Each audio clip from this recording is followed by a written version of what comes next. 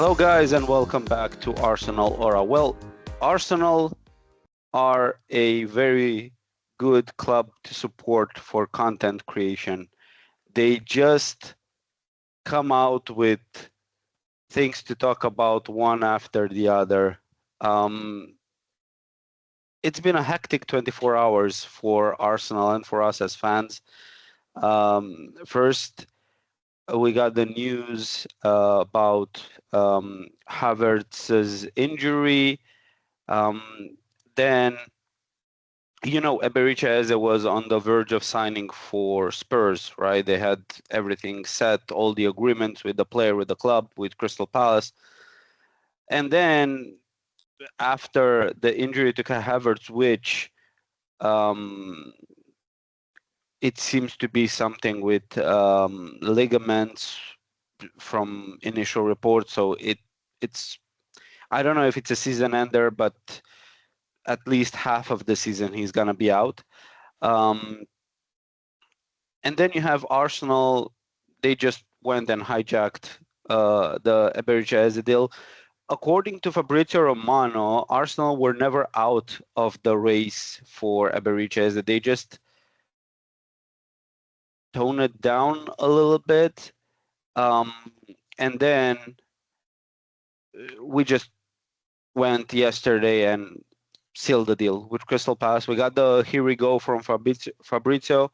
Arsenal just went and sealed the deal with Crystal Palace for around 60 million, I think.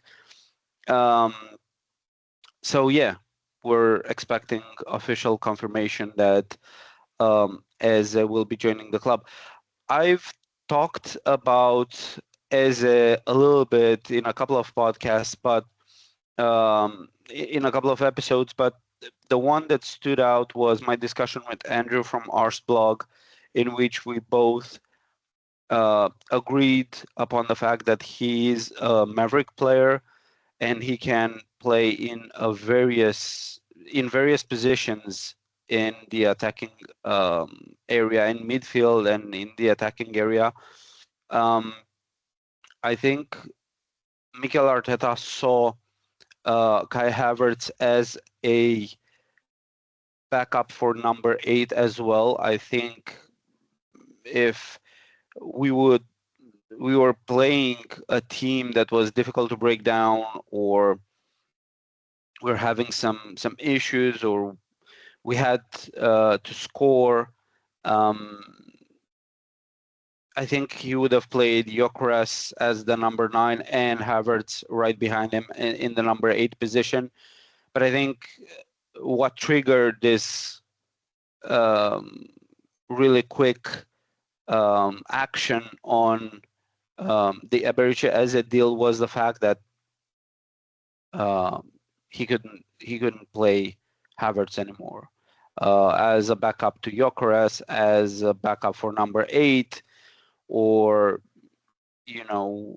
where he wanted to play him. So basically, Eberechi Eze comes in to Arsenal, a club that he's been in the Hale End academy.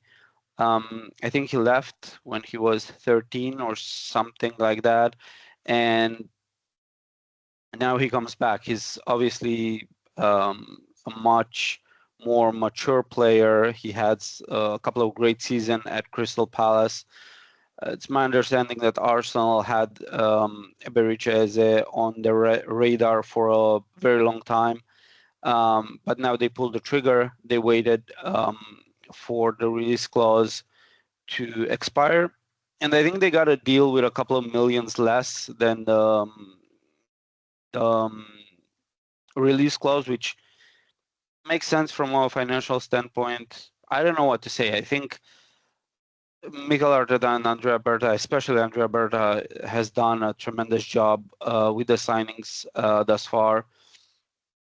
Is there any chance that we'll sign a striker on loan just to cover, to make sure that we're fully prepared? Is Mateta maybe on loan?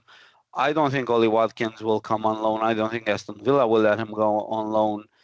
Hopefully, we're not even considering Nicolas Jackson because, it ticks some boxes like he comes from Chelsea.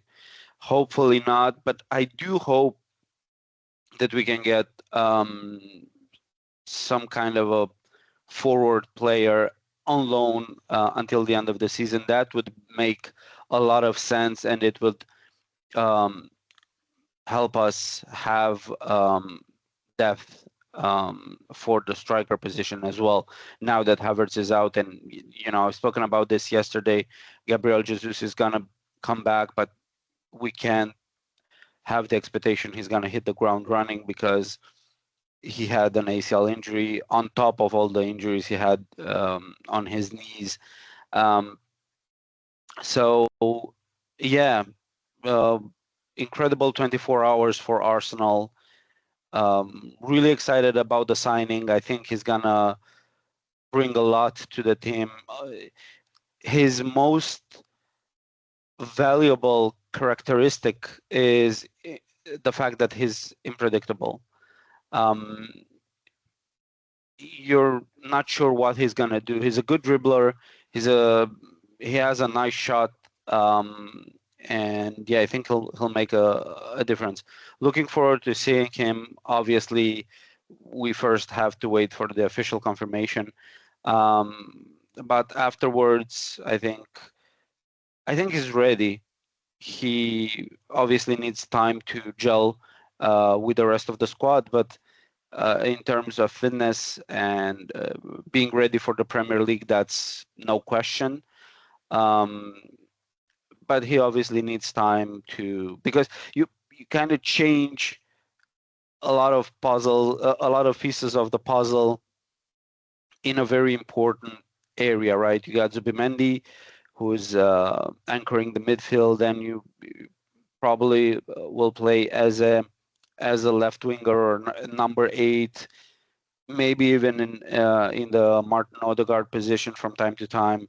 So you have Zubimendi, Eze, and Gyokeres. So the whole these 3 players, they absolutely need to settle in and start creating some connections with the whole squad. So yeah, amazing 24 hours for Arsenal. I think this signing will make a lot of